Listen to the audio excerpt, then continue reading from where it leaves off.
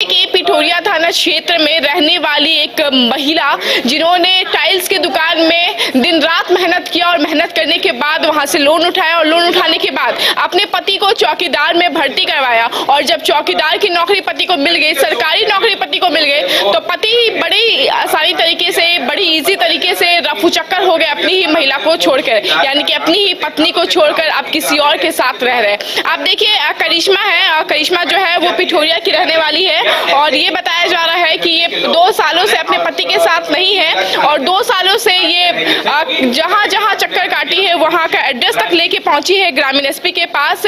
कहां कहां आपने चक्कर काटा अब तक और कितने परेशान है, कौन है आपके पति, पूरा डिटेल बताइए। मेरा नाम करिश्मा कुमारी है, मैं हुंदूर बस्ती की रहने वाली हूँ। मेरे पति का नाम संजय लोहार है जो पिठोरिया थाना में चौकीदार के पद पे कार्यरत है। मेरा पति का नौकरी नहीं था, मतलब 2020 में शादी हुई थी हमारे, तो मेरे पति का नौकरी नहीं लगा था, तो फिर नौकरी में पैसा भी लग रहा था तो हम लोन लेके और मेरा हस्बैंड का नौकरी लगवाए हैं चौकीदार के पद में। तो उसके बाद जैसे नौकरी लग गया तो वो एक लड़की के साथ में उधर ही रहने लगे, जिस लड़की का नाम अनीसा कुमारी है और गांव बाढ़ू है। पिता का नाम बालकिशोर करमाली है जो बाढ़ू बस्ती की रहने वाली है, थाना पिठोरिया है। तो फिर हम FIR जब हमको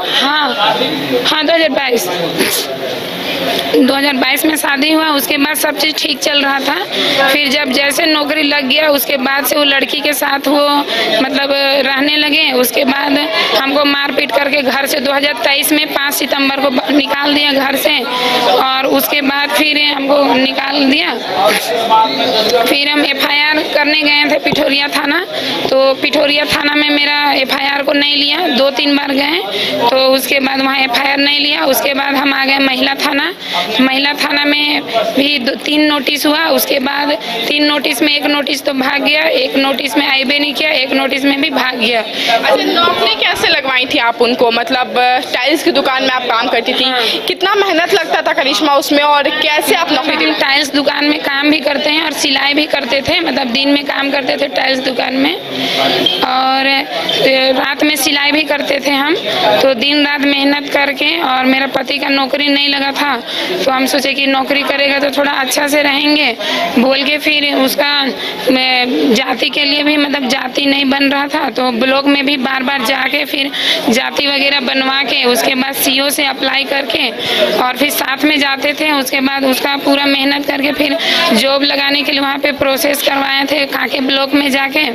फिर जब रनिंग होने लगा उस टाइम पैसा बोला तो फिर हम पिठोरिया में ही, पिठोरिया चौक में भारत फाइनेंस लोन देता है, प्राइवेट लोन है, उसमें से लोन उठा के फिर मेरा हस्बैंड को दिए कि 60,000 रुपया दो किस्त में मिला था, दोनों को दिए थे। फिर ग्रुप से भी कुछ पैसा उठा के दिए, मतलब हम 1,10,000 रुपये दिए थे।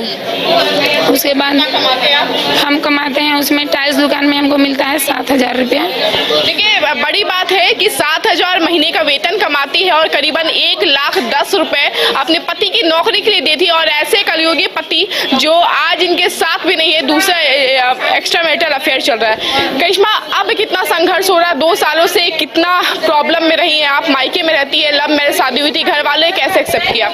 मतलब हमको मारपीट किया था और फिर मतलब हमको मेरा घर में जिसमें रहते उस सीट का घर है तो उसी में मारपीट किया, तो फिर पत्थर भी फेंकवाया, फिर हमको दीवार में ऐसे घसीट के मारा था, फिर मेरा मोबाइल भी पटक दिया था। तो फिर मेरा मम्मी पापा लोग दूसरा का मोबाइल से रात को 12 बजे कॉल किए थे।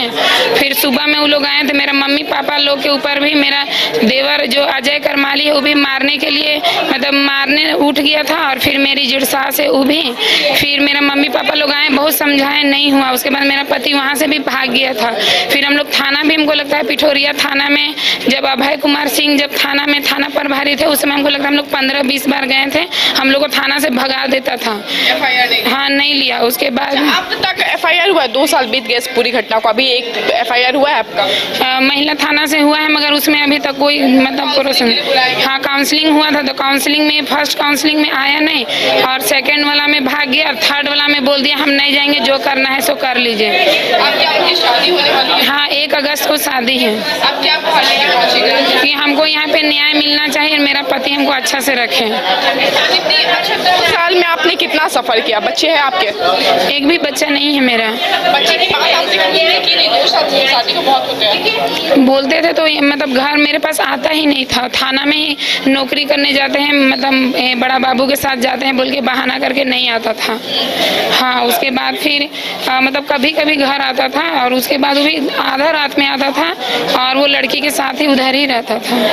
कितना सफर करना पड़ा आपको ये 2 साल? हमको अभी 2 साल में हमको तो खाने के लिए भी बहुत दिक्कत हो रहा है, इसलिए कि मेरे मम्मी पापा लोग अभी मतलब राशन पानी दे रहे हैं और मेरी दीदी है मेरी से बड़ी वाली, तो थोड़ा वो दे रही है, अड़ोसी पड़ोसी में थोड़ा हेल्प हो रहा है, कुछ हम काम कर लेते हैं। अभी हमको लोन भरने में बहुत दिक्कत हो रहा है क्योंकि हम ज़्यादा कमाते नहीं हैं और लोन मेरा बहुत ज़्यादा हो गया है। सबसे बड़ी बात है कि जिस पति के लिए इन्होंने लोन लिया था अब वो पति नहीं है और इनके मत्थे जो है वो 1,10,000 रुपए का लोन है और ना ही अब इनके पास नौकरी है, तो पैसे कहाँ से चुका रही है, ये भी बहुत बड़ी बात है। थाना में अब तक इनको लेकर FIR दर्ज नहीं किया, ये एक बड़ी बात है। और सबसे बड़ी बात है कि 1 अगस्त को उनका शादी भी होने वाला है। 1 अगस्त को शादी होने वाला है। 1 अगस्त को शादी होने वाला है दूसरा लड़की के साथ। और मतलब हम लोग आज भी लड़की का घर गए थे समझाने, हम लोग को वहाँ लड़की का घर में भी मार पीट करके भगा दिया है।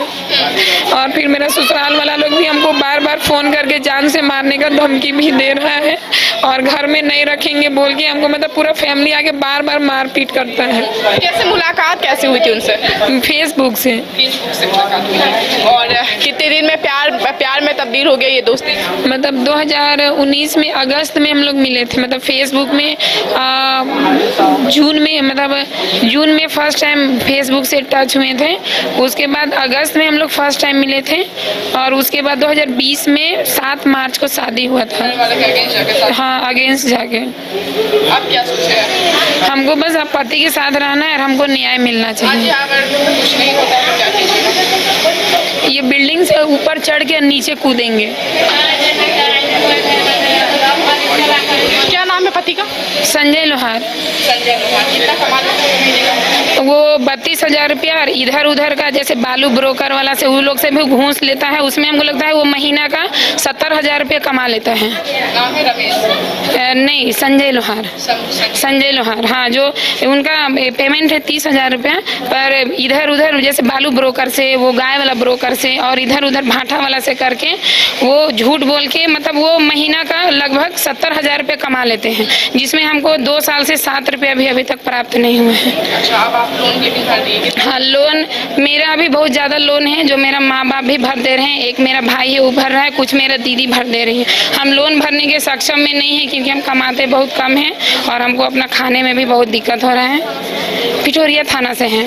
हाँ, देखिए, संजय कुमार नाम है इनका और ये पिठोरिया थाना के रहने वाले हैं और जब भी महिला पिठोरिया थाना जाती है तो इन्हें भगा दिया जाता है। इनका कहना है कि 20 से 25 बार हम थाना जा चुके हैं लेकिन वहाँ पे भी किसी प्रकार का कोई FIR दर्ज नहीं किया गया। हालांकि चौकीदार की नौकरी है पति की, इससे लेकर ही हमें हमेशा प्रताड़ित किया जाता है और वहाँ पे हमारे नाम का कोई भी FIR दर्ज नहीं किया गया। हालांकि इस पूरे मामले को लेकर महिला ने काफ़ी ज़्यादा सफ़र किया। अब देखने वाली बात ये होगी कि ग्रामीण SP प्रवीण पुष्कर से आज मिलने के लिए, मुलाकात करने के लिए पहुंची है। जब वो उनसे मिलती है तो आगे क्या कुछ पूरा मामला निकल के सामने आता है ये देखने वाली बात होगी। और अगर महिला को इंसाफ नहीं मिलता है तो इनका साफ तौर पे ये कहना है कि इसी समरनालय बिल्डिंग के छत से मैं कूद के अपनी जान दे दूंगी। हालांकि ये बड़ा सवाल है कि अब महिला को इंसाफ मिलता है कि नहीं, ये देखने वाली बात होगी। फिलहाल मुझे दीजिए इजाजत, अपने सहयोगी के साथ मैं रानी गुप्ता, न्यूज़ 22 को रांची।